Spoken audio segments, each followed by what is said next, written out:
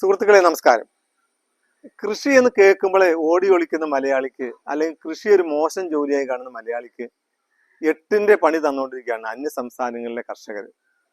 നമ്മൾ ആരെങ്കിലുമൊക്കെ അറിയുന്നുണ്ട് നമ്മൾ കഴിക്കുന്ന പച്ചക്കറികൾ, പഴവർഗ്ഗങ്ങൾ, ധാന്യങ്ങളൊക്കെ എവിടുന്ന വരുന്നതെന്ന്, അതിന്റെ പ്യൂരിറ്റിയെ പറ്റി എങ്ങനെ അറിയാനാണല്ലേ? കാരണം നമ്മളൊക്കെ ഭയങ്കര ഉള്ളവരല്ലേ, കൃഷി എന്നോ നമ്മൾ ഉപേക്ഷിച്ചവരാണ്.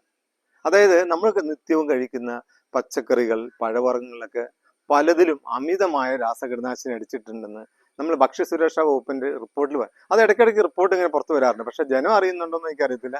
ആരെങ്കിലും അറിയുന്നവരുണ്ടെങ്കിൽ ഒന്ന് താഴെ ഒന്ന് കമന്റ് ചെയ്യുന്നല്ല കേട്ടോ. ഇതിൽ നമ്മൾ നിത്യവും കഴിക്കുന്ന വെണ്ട, വഴുതന, പച്ചമുളക്, ഇഞ്ചി, മല്ലിയില, ക്യാരറ്റ്, കക്കിരി, പയർ, അതുപോലെ ആപ്പിൾ, മുന്തിരി, പേരക്ക, സപ്പോട്ട, നെല്ലിക്ക എന്നിവയിലൊക്കെയാണ് അമിതമായ രാസകീടനാശിനി അടങ്ങിയിരിക്കുന്നത്. അതിൽ വെണ്ടയ്ക്കയിൽ അടങ്ങിയിരിക്കുന്ന മോണോക്രോട്ടോഫോസും പ്രൊഫനോഫോസും, അതുപോലെ നെല്ലിക്കയിൽ അടങ്ങിയിരിക്കുന്ന മോണോക്രോട്ടോഫോസ് കേരളത്തിൽ നിരോധിച്ച കീടനാശിനികളാണ്. ഈ രണ്ട് കീടനാശിനി നമ്മളെ വൃക്കേനെയും കരളിനെയും സാരമായി ബാധിക്കുന്ന കീടനാശിനികളാണ്. ഒന്ന് ഗൂഗിൾ ചെയ്ത് നോക്കിയാൽ അറിയാം, അല്ലെങ്കിൽ ഒരു ഡോക്ടർമാർ ചോദിച്ചു കഴിഞ്ഞാൽ അറിയാം. രാജ്യത്തെ ജനങ്ങൾക്ക് ശുദ്ധമായ, കലർപ്പില്ലാത്ത, മായം ചേർക്കാത്ത ഭക്ഷ്യവസ്തുക്കൾ ലഭ്യമാക്കാൻ വേണ്ടിയിട്ട് പാർലമെൻറ്റ് 2006 നിയമം പാസ്സാക്കിയിട്ടുണ്ട്. ഭക്ഷ്യസുരക്ഷാ നിയമം 2006.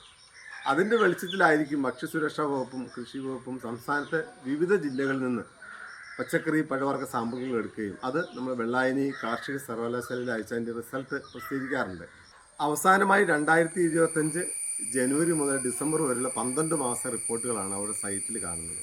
അതിൽ തന്നെ ജനുവരി, ഫെബ്രുവരി, മാർച്ച് 3 മാസത്തിലാണ് ഏറ്റവും കൂടുതൽ കീടനാശിനി സാന്നിധ്യം കണ്ടെത്തിയിരിക്കുന്നത്. അതായത് 15 പഴവർഗ്ഗ സാമ്പിളുകളിൽ 28 നമ്മൾ നിത്യേന ഉപയോഗിക്കുന്ന പച്ചക്കറി സാമ്പിളുകളിൽ.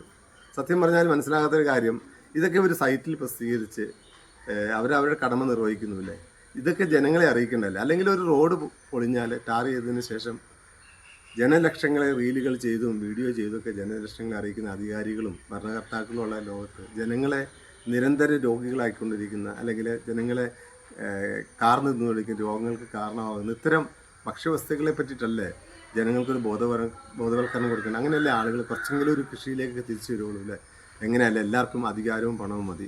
എന്തായാലും ജനങ്ങൾ മനസ്സിലാക്കുക, നമ്മൾ ആരോഗ്യം സംരക്ഷിക്കാൻ നമ്മൾ മാത്രം ഉണ്ടാവും, വേറെ ആരും ഉണ്ടാവില്ല.